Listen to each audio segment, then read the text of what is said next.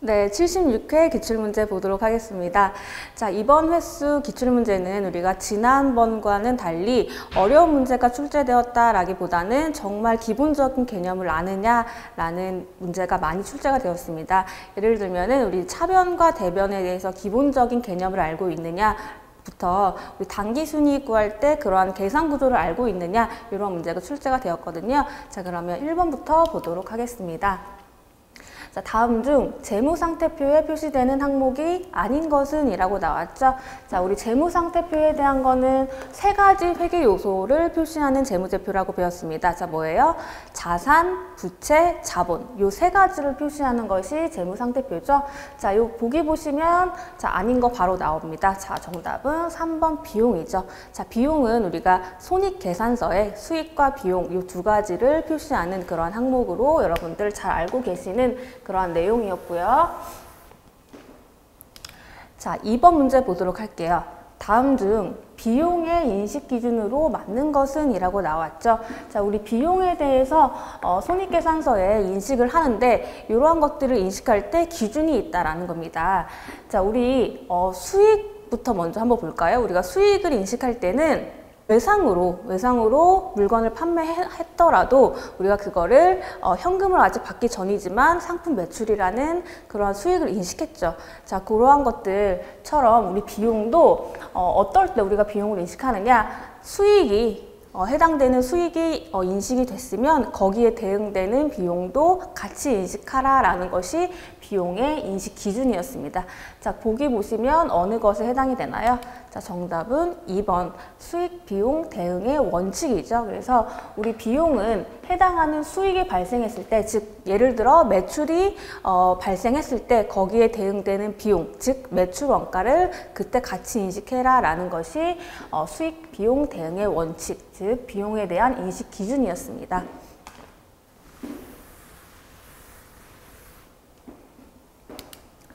자, 3번 문제. 다음 중 자본 감소의 원인이 되는 계정 과목인 것은 이라고 나왔죠. 자, 우리 자본에 대해서 자본이 처음에 이제 우리가 기초에 있는 것, 그리고 여러 가지 우리 기중에 증가되는 원인도 있고 감소되는 원인도 있었는데 그 중에서 자본이 감소되는 원인을 찾아보래요.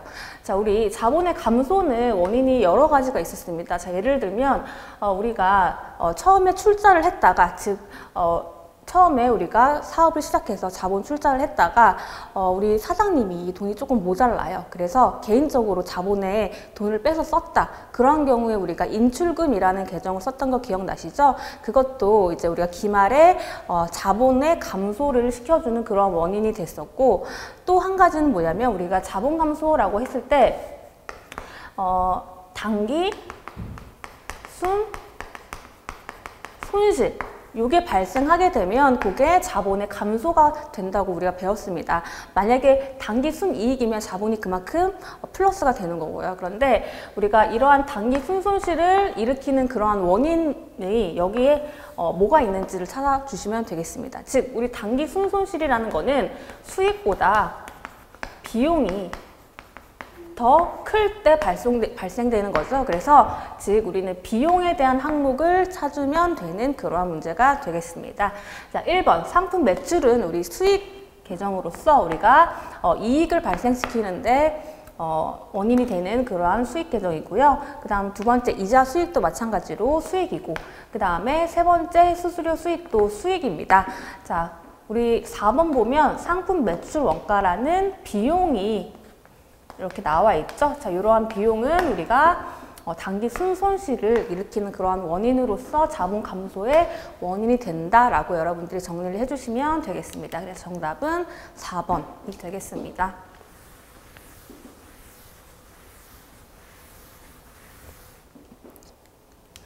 자, 4번 문제 보도록 할게요. 다음 자료에서 설명하는 자산은 이라고 나왔고요. 자, 보시면 정상적인 영업 과정에서, 자, 여기가 포인트죠. 뭐를 위하여? 판매를 위하여 보유하거나 생산 과정에 있는 자산 및 생산 또는 서비스 제공 과정에 투입될 자, 상품이나 원재료의 형태로 존재하는 자산. 자, 요거 보고도 여러분들 아실 수가 있죠. 그래서 힌트가 두 가지가 나왔어요. 자, 이렇게 딱 두 가지가 포인트다. 우리 뭐로 할 수 있어요? 재고 자산이라고 알 수가 있죠. 즉 우리가 판매를 위해서 보유하고 있는 상품이나 원재료 같은 그러한 형태가 있는 자산이다. 그러면 우리 재고 자산이라고 분류를 할 수가 있겠습니다. 그래서 정답은 1번이 되겠고요.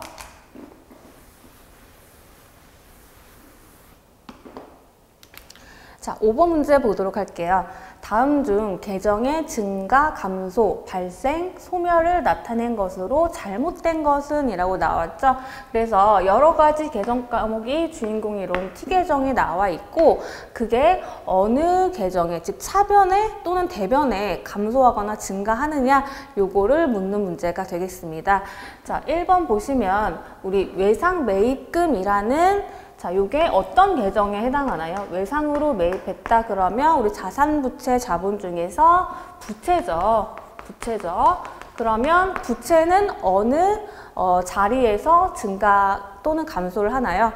우리 부채는 대변에서 증가를 하는 항목이고 반대로 차변에서 감소를 하는 항목이다. 자, 그래서 요거는 맞는 그런 표현이 되겠죠. 그 다음 2번 볼게요. 자, 미수금이라고 되어 있습니다. 아직 받지 못한 돈이래요. 그러면 우리 자산부채 자본 중에서 우리 자산이다.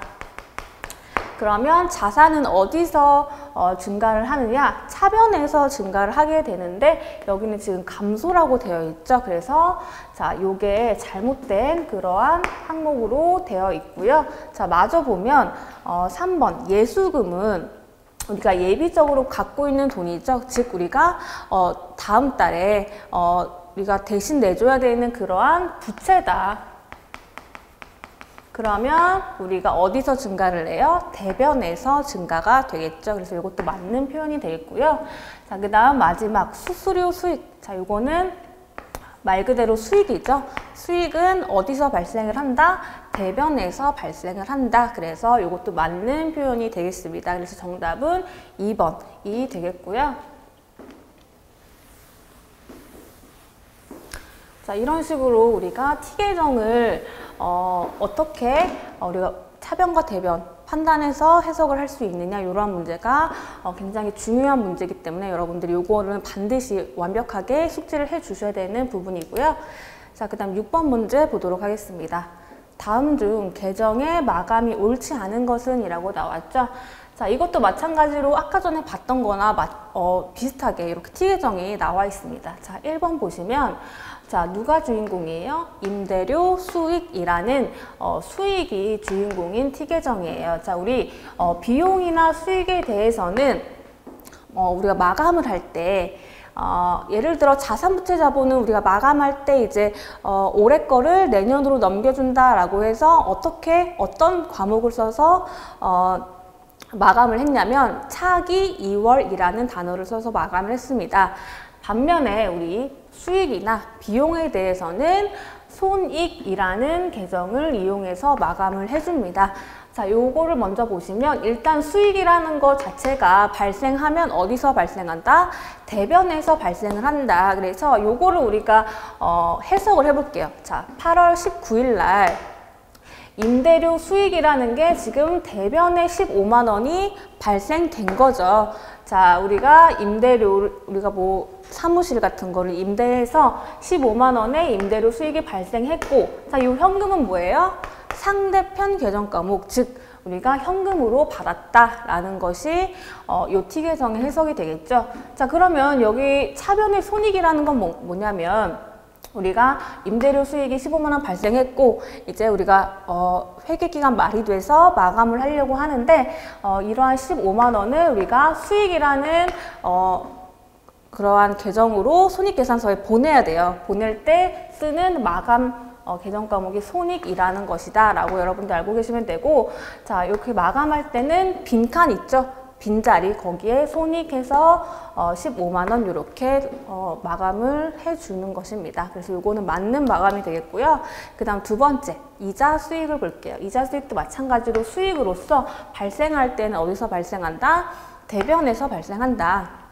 그래서 우리가 이자 수익이 15만 원 발생했고 그거를 뭘로 받았다?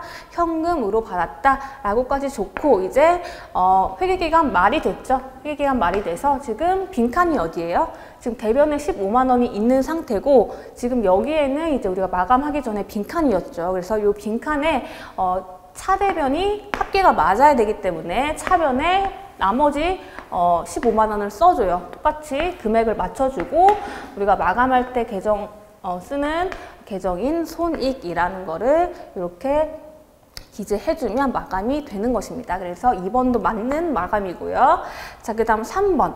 보험료라는 것이 나왔죠. 자, 이거는 우리가 비용입니다. 그렇죠? 비용의 발생은 차변. 차변에 비용이 발생이 된다. 그래서 15만 원이라는 보험료가 발생이 됐고, 그거는 우리가 뭘로 지급했다? 현금으로 지급했다라는 그러한 거래가 8월 19일 날 있었고, 이제 회계기간 말이 되어서 마감을 해야 되는데 지금 빈칸이 어디 있어요? 대변에 빈칸이 있죠. 그래서 차변과 똑같이 금액을 맞춰주기 위해서 동일한 금액을 써주고 그 다음에 손익이라는 계정으로 마감을 해줍니다. 이것도 맞는 마감이 되겠습니다. 자, 4번 보기 보도록 하겠습니다. 자, 미수금이라는 계정 과목의 주인공인 T계정이에요. 자, 미수금이라는 것 자체는 우리가 아직 받지 못한 돈으로서 우리 자산에 해당하는 그러한 계정 과목입니다. 그래서 지금 자산이 차변에 15만 원이 나와 있고 상대편 계정 과목은 현금으로 나와 있고요. 자, 여기까지는 좋은데 우리가 12월 31일 즉 마감을 할 때 차대변 맞춰서 금액이 오는 것까지는 맞았는데, 자, 여기 손익이라는 요 계정이 있는 거죠. 자, 요거는 우리가 자산부채 자본에 대해서 마감할 때가 아니고 수익과 비용에 대해서 마감할 때 쓰는 계정 과목이기 때문에, 자, 요거는 손익이 아니고 우리가 뭘로 바꿔줘야 되냐면 차기 2월이라는 요 용어로 바꿔서 마감을 해야 됩니다. 즉 자산부채 자본에 대해서는 차기 2월이라는 요 단어로 마감을 하는 것이고, 비용과 수익에 대해서 마감할 때는 손익이라는 요 단어를 쓴다라는 거 여러분들이 알고 계시면 풀 수 있는 그런 문제가 되겠습니다.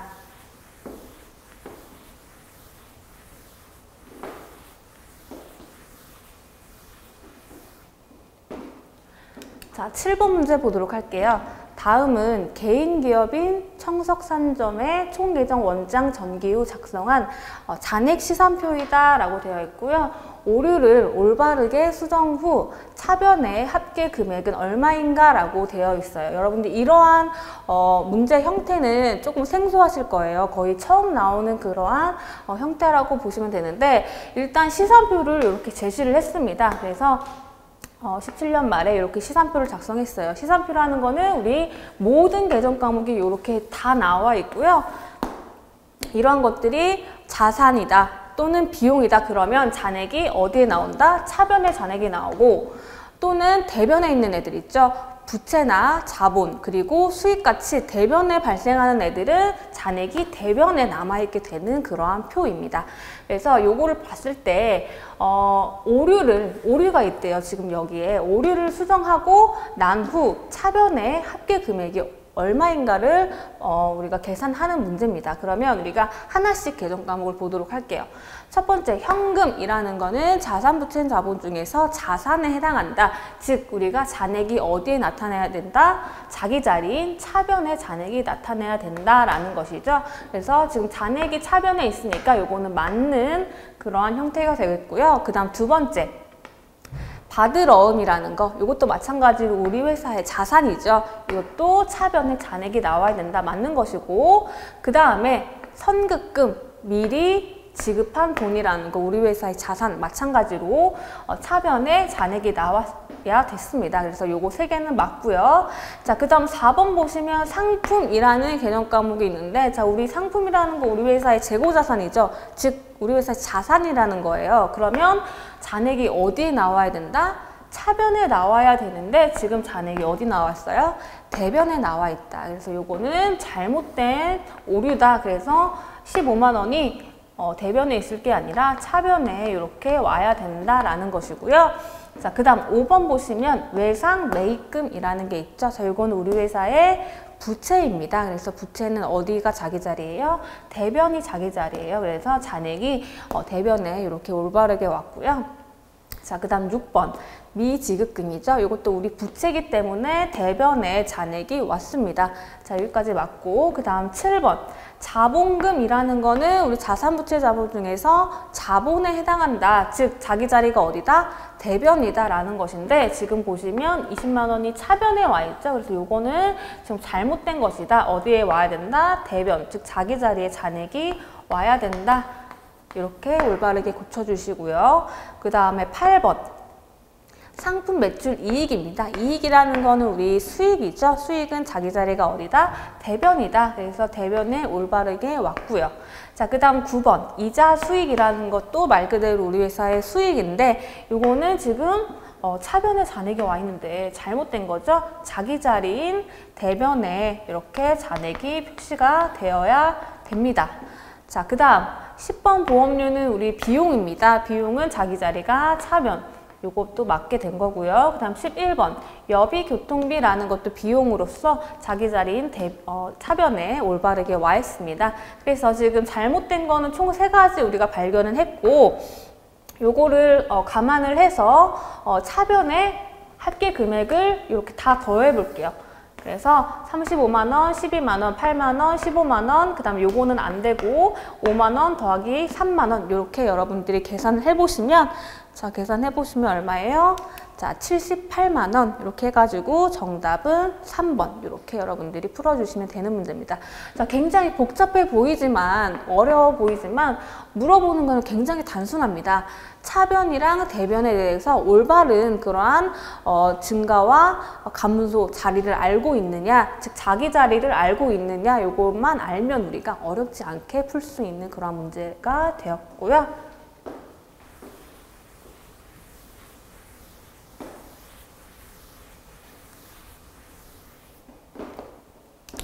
자, 8번 문제 보도록 할게요.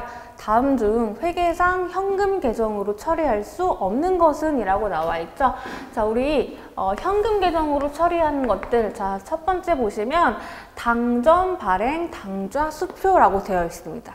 자, 우리 당좌 수표라는 것 자체는 누가 발행했느냐에 따라서 회계 처리가 달라지는데요. 그래서 이거 굉장히 중요한 개념이죠. 자, 우리가 당점이 발행했다 또는 타인이 발행했다. 자, 이런 식으로 우리가 분류를 할 수가 있어요. 자, 당점이 발행했다, 즉 우리 회사가 발행한 당좌수표다 그러면 뭘로 처리한다? 당좌 예금으로 처리를 하고, 타인, 즉 남의 회사가 발행을 했다, 즉 거래처가 발행을 했다. 자, 이거는 동점이랑 같은 표현이에요. 자, 그러면 우리가 현금으로 처리를 한다고 배웠죠. 자, 근데 지금 당점 발행 당좌수표래요. 그러면 뭘로 처리한다? 당좌 예금으로 처리한다. 즉 현금으로 처리할 수 없는 것이다. 자, 정답 바로 나왔습니다. 1번이 되겠고요. 자, 그 다음 2번. 자, 누가 발행했느냐? 은행이 발행했고 자기합 수표래요. 자, 우리 자기합 수표 같은 거는 무조건 현금으로 처리하는 그러한 계정이 되겠고, 자, 나머지 2개도 현금으로서 우리가 처리하는 그러한 계정 과목이 되겠습니다. 그래서 정답은 1번이 되겠고요.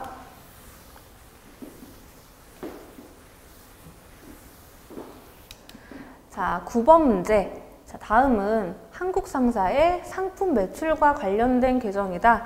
자, 당월에 회수한 외상 매출금은 얼마인가? 라고 물어봤습니다. 자, 우리 외상 매출금에 대해서 이런 식으로 나왔을 때 어떻게 하는 것이 여러분들이 가장 빠르게 문제를 풀 수 있냐면 T 계정을 그리세요. 이렇게 계산하는 문제가 나왔을 때, 자, 외상 매출금이 주인공인 이런 T 계정을 이렇게 그리고 나서 자, 외상 매출금이라는 건 우리 회사의 자산이기 때문에, 자, 기초가 자산에 오고 그 다음에 증가되면 차변이죠. 차변에 오고 그 다음에 감소가 되면 대변에, 그리고 기말이 되면 대변에, 이런 식으로 나타나게 되는 거죠. 자, 빈칸만 채우면 되는 문제다. 자, 첫 번째 점부터 보시면, 자, 외상 매출금 월초 잔액이래요. 자, 월초라는 거는 기초랑 우리가 똑같은 개념으로 보시면 되고, 자, 25만 원이 있다 그러면 차변에 자, 25만 원을 이렇게 채워주시고, 자, 그 다음 당월 외상 매출액이다 라고 나와 있죠. 그래서 요거는 이번에 새롭게 발생한 외상 매출액이라는 것이죠. 그러면 외상 매출금이 증가되는 그러한 게 되겠습니다. 그래서 증가 자리에 40만 원을 이렇게 넣어주시고, 자, 그 다음 외상 매출금 중에서 환입액이 있대요.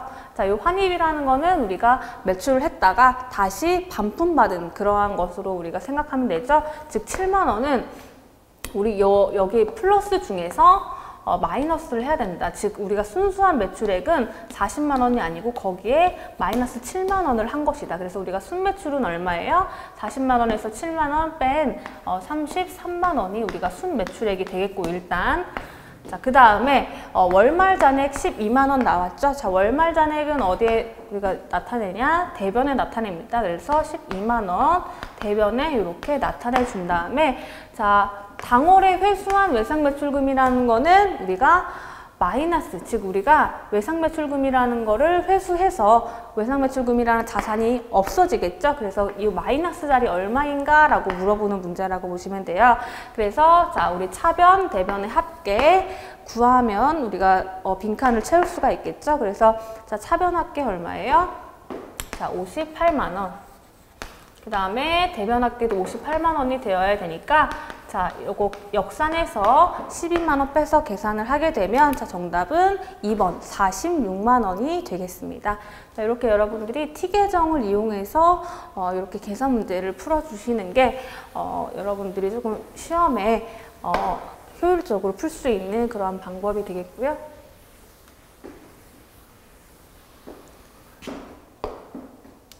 자, 10번 문제 보도록 할게요. 자, 단기 말 결산 후, 자, 단기 순이익은 5,000원이나 다음과 같은 사항이 누락되어 있대요. 그래서 요거를 발견해서 수정 후에 올바른 단기 순이익은 얼마인가 라고 문제에서 물어봤습니다. 자, 그래서 우리 3개의 오류 사항이 있는데 이거를 반영하고 난 올바른 단기 순이익을 구하면 되는데, 자, 이런 문제는 여러분들 어떻게 푸시냐면, 자, 우리가 수정 전에 단기 순이익은 일단 5,000원이었어요. 그러면 여기에 대한 거를 이 단기 순이익 수정 전에서 더할 거 더하고 뺄 거 빼서 수정 후에 단기순이익을 구하면 됩니다. 즉 우리가 첫 번째부터 보시면 보험료 미지급분이라고 되어 있죠. 자, 이거는 뭐예요? 우리가 보험료라는 비용이 발생했지만 그거를 아직 지급하지 않아서 여기에 반영이 안 되어 있다라는 거예요. 그런데 우리가 현금주의를 채택하는 것이 아니고 발생주의를 채택하기 때문에 지급하지 않았더라도 이번 단기에 보험료라면 이번 기수의 보험료라는 비용으로 들어가야 되겠죠. 그래서 그거를 반영을 해줘야 됩니다. 자, 요거는 어떻게 반영을 해주냐? 우리가 보험료라는 비용이 아직 계산이 안 된 거기 때문에, 자, 비용이 어떻게 돼요? 증가하게 됩니다. 그래서 2,000원이라는 비용이 증가가 되는 것이고, 그 다음 두 번째, 임대료라는 수익을 먼저 받았대요. 자, 먼저 받았다라는 거는 이번 기수의 임대료가 아닌데도 불구하고 내년 거를 먼저 받았다라는 뜻이 되겠죠. 즉, 우리 임대료라는 수익을 이번 기수에 인식을 하면 된다, 안 된다? 안 된다라는 건데 지금 인식을 했다라는 거예요. 그래서 요거는 수익에서 어떻게 해야 된다? 마이너스를 해야 된다. 이번 기수의 수익이 아니다 라는 것으로 우리가 반영을 해줘야 되고요. 그 다음 세 번째, 이자 비용 선급분이라고 있습니다. 이자 비용이라는 비용을 우리가 먼저 지급을 해서 3,000원이 지금 단기에 비용으로 처리가 됐는데, 선급분이라는 건 무슨 뜻이에요? 이번 기수의 비용이 아니고 내년 비용인데 우리가 먼저 지급했다라는 뜻이잖아요. 그러면 우리 비용에서 어떻게 해줘야 된다? 마이너스 해줘야 된다라는 뜻이 되겠죠. 그래서 요거를 우리가 같이 반영을 해볼게요.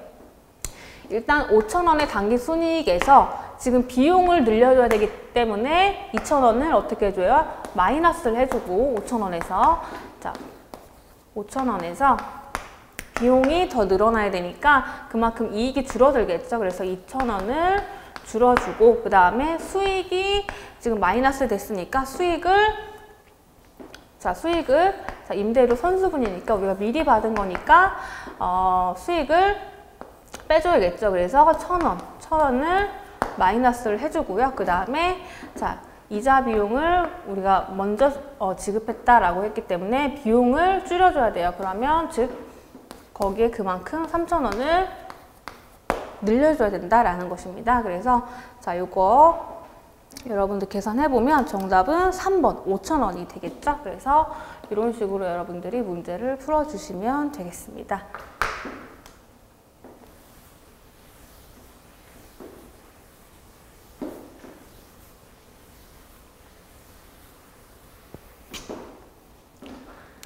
자, 11번 문제 보도록 할게요. 다음의 자료를 이용하여 당기 순이익을 계산하면 얼마인가? 라고 되어 있고요. 자, 여러 가지 이런 요소들이 나와 있는데 우리 당기 순이익을 구하는 요 구조부터 먼저 알아야겠죠. 자, 요거는 우리가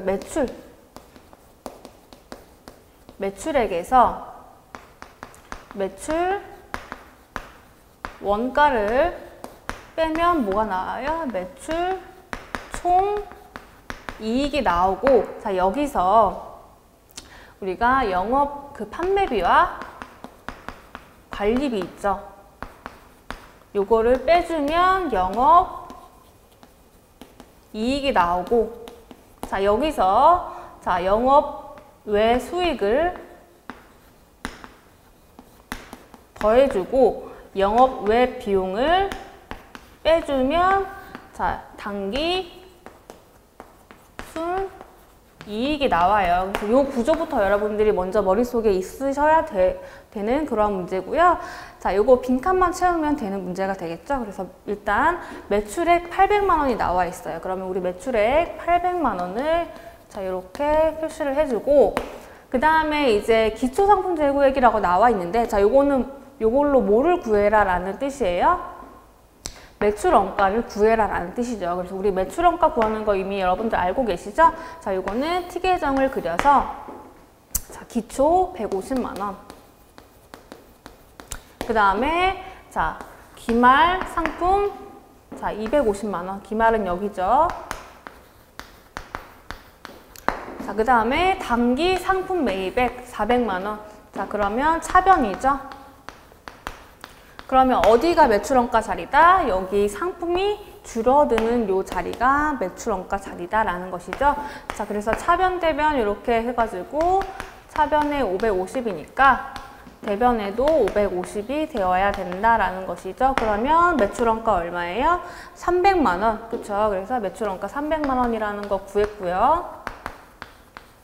그러면 우리 매출 총이익이 500만 원이다. 이렇게 우리가 구할 수가 있겠습니다. 자, 있겠고, 그 다음에 우리 판매비와 관리비 200만 원 나와 있습니다. 그쵸? 그래서 200만 원 이렇게 마이너스 해주면 영업이익이 300만 원이 나오고, 그 다음 영업 외 수익은 지금 안 나와 있죠? 영업 외 비용만 나와 있습니다. 70만 원. 그래서 영업외 비용 70만 원 빼주면 당기 순이익이 나오겠죠? 그래서 당기 순이익은 자, 얼마예요? 230만 원. 이렇게 여러분들이 문제를 풀어주시면 되겠습니다. 자, 이렇게 우리 당기 순위 구하는 거 매출액부터 이렇게 구조 여러분들이 알고 계셔야 풀 수가 있는 그런 문제가 되겠고요.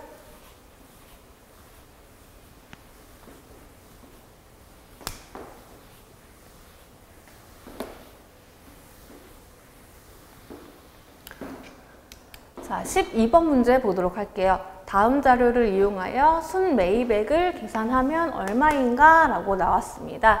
자, 보시면 총 매입액이 먼저 나왔죠? 우리 총 매입한 거 32만 원 중에서 자, 매입한 거 환출, 즉 우리가 매입했다가 하자가 있어서 다시 반품 보낸 거, 그게 5만 원이 있다. 자, 요거는 어떻게 해줘야 돼요? 빼줘야 되는 거죠.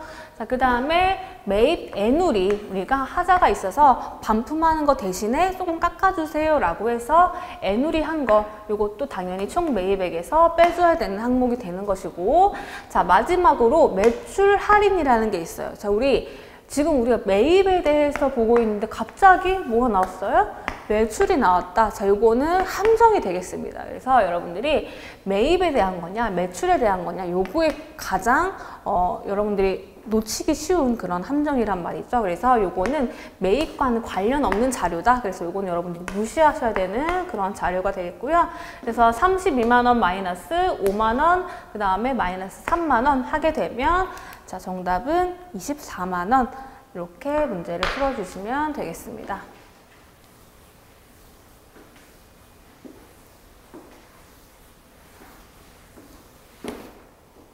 자, 13번 보도록 하겠습니다.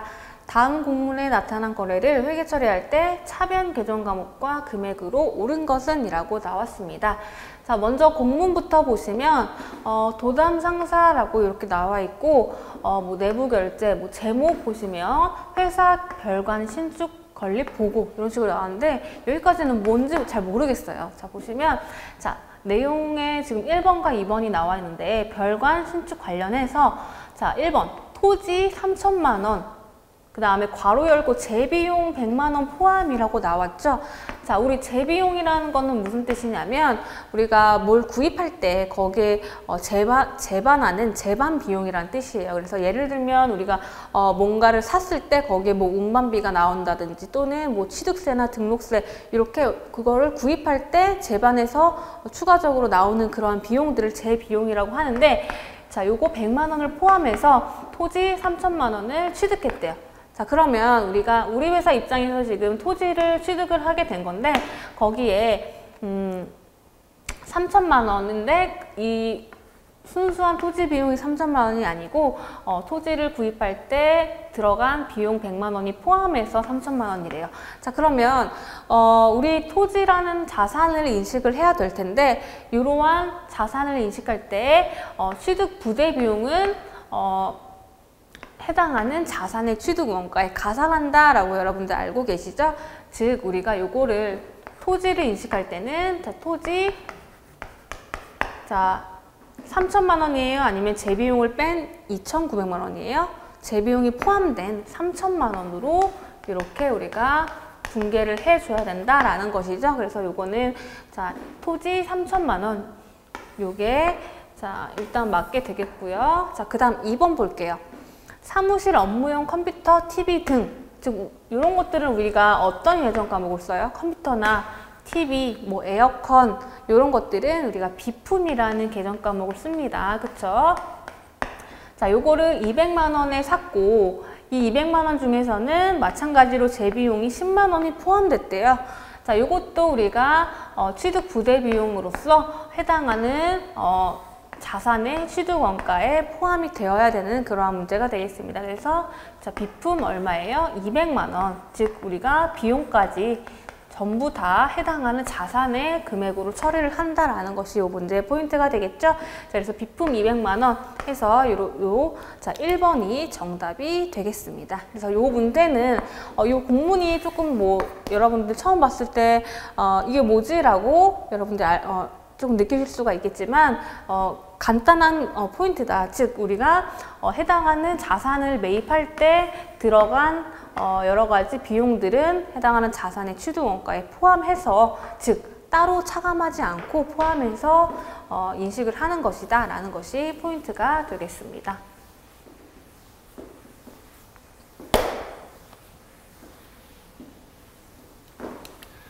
자, 14번 문제 보도록 하겠습니다. 다음 중 일상적인 거래와 회계상의 거래가 동시에 발생하는 것은? 이라고 나와 있습니다. 자, 우리 거래라는 거는 회계상의 거래와 일상적인 거래가 있는데 이게 서로 각각 다를 수도 있지만 동시에 해당되는 것도 있을 수가 있는데 자, 1번부터 한번 같이 보도록 할게요.